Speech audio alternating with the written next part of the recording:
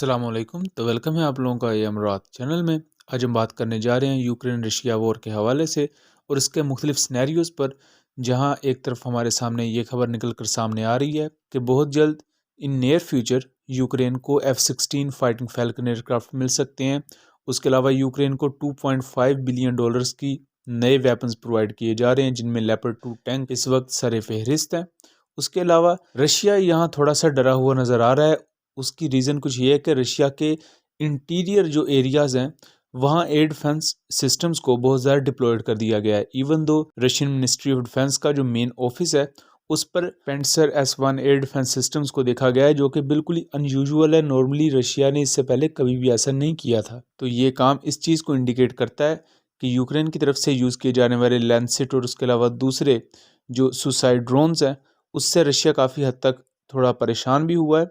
और उसके अलावा यूक्रेन ने जिस तरह मुख्तलिफ एरियाज़ को रिकैप्चर किया है रशियन ट्रूप से, उससे भी रशिया थोड़ा सा परेशान है। लेकिन ये इतना बड़ा चेंज क्यों आया? क्योंकि रशिया अभी भी अनमैचेबल है। ऐसा नहीं है कि रूस की कोई ताकत कम हो गई है या रूस कमज़ोर हो गया है, लेकिन यूक्रेन एक छोटे कंट्री होने के बावजूद किस तरह अभी तक रशिया को रोके हुए, इस पर बात करेंगे। लेकिन वीडियो में आगे बढ़ने से पहले आप चैनल को सब्सक्राइब कर लें और हमारी वीडियोज़ को शेयर कीजिएगा। नीदरलैंड्स के फॉरेन मिनिस्टर ने इस बात को वाजे किया है कि वो आने वाले वक्त में F-16 प्रोवाइड कर सकते हैं यूक्रेन को, अगर यूक्रेन उनके लिए रिक्वेस्ट करता है। जबकि इसके अलावा उन्होंने कहा कि we are open minded and it's not a taboo. मतलब कि F-16 प्रोवाइड करना थोड़ा सा डिफ़िकल्ट होगा, लेकिन ये कोई टैबू या ऐसी चीज़ नहीं है जो बिल्कुल की नहीं जा सकती, ये मुमकिन है। इससे पहले नवंबर 2022 में ये खबरें काफ़ी हद तक सामने आई थी।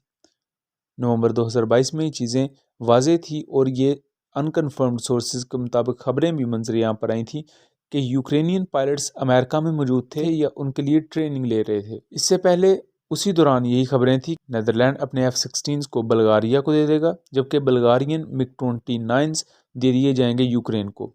इस वक्त यूक्रेन के पास जो MiG-29 है उनमें कुछ यूरोपियन कंट्रीज़ की तरफ से एड के तौर पर दिए गए हैं MiG-29, और ये MiG-29 नेटो स्टैंडर्ड के सॉफ्टवेयर्स को यूज़ करते हैं, जिसकी वजह से ये अमेरिकन मेड मिसाइल्स को भी यूज़ कर सकते हैं, जिनमें हार्म एंटी रेडिएशन मिसाइल्स भी शामिल हैं। यानी कि इनका एयर फ्रेम सोवियत MiG-29 जैसा है, लेकिन जो इंटरनल डिज़ाइन लैंग्वेज है या इंटरनल जो एवियोनिक्स है वो टोटली नेटो बेस्ड है।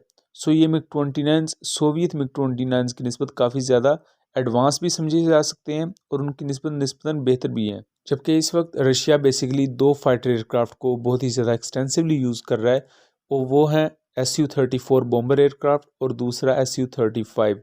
Su-35 ने पिछले माह ही एक दिन में 4 किल्स की थी, जिनमें रिपोर्टेडली एक MiG-29 था, उसके अलावा Su-25 थे 2, और एक Mi-8 हेलीकॉप्टर था यूक्रेन का, और ये रशिया ने क्लेम किया था। जबकि इनके रैकेज की तस्वीर भी उस वक्त काफ़ी ज़्यादा वायरल हुई थी सोशल मीडिया पर। जबकि फरवरी 2022 से लेकर अब तक रशिया ने कम से कम एक Su-35 अपना खुद ही शूट डाउन किया है।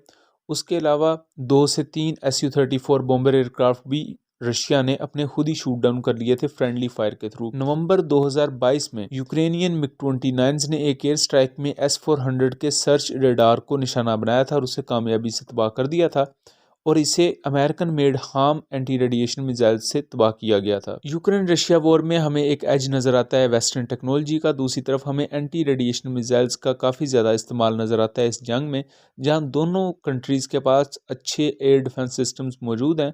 लेकिन यूक्रेन ने उसमें कामयाबी इस वजह से हासिल की है क्योंकि यूक्रेन के पास एक अच्छा एंटी रेडिएशन मिसाइल मौजूद था, जिसकी वजह से उसने रशियन S-300 और इवन कुछ जगह पर अनकन्फर्म्ड रिपोर्ट्स के मुताबिक S-400 के रडार्स और उनकी बैटरीज को भी निशाना बनाया है।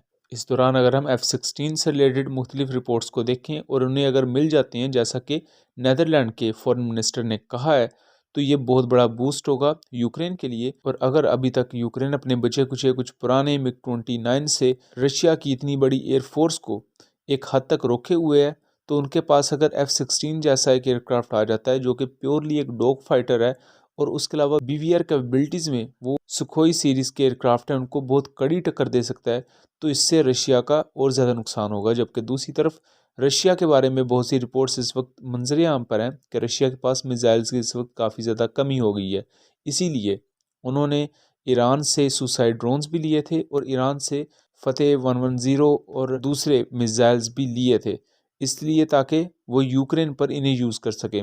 जबकि अपने मेन मिसाइल्स रशिया कभी भी यूक्रेन पर यूज़ नहीं करेगा, उन्हें वो नेटो के लिए संभाल कर रखेगा। रशिया थोड़ा सा परेशान इस वजह से नज़र आता है क्योंकि एक तरफ रशिया के पास उनके इस वक्त कन्वेंशनल एयर डिफेंस सिस्टम्स मौजूद हैं, S-300 S-400 इस वक्त काफ़ी अच्छे एयर डिफेंस सिस्टम है, रशिया के लिए काम कर रहे हैं, लेकिन वो भी हाई मार्स रॉकेट्स को नहीं रोक पा रहे जो कि यूक्रेन फायर कर रहा है।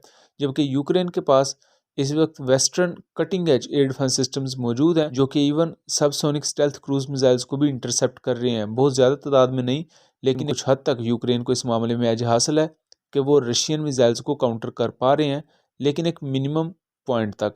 और ये चीज़ रशिया के लिए भी कोई अच्छी चीज़ साबित नहीं हो रही क्योंकि रशिया जिस तरह बारहा अपने मिसाइल सीरीज से अटैक कर चुका है, लेकिन उससे खातिर खा नताइज उसे नहीं मिल सके, और जो स्टॉक पाइल है मिसाइल्स का रशिया के पास वो भी कुछ हद तक कम हुआ है।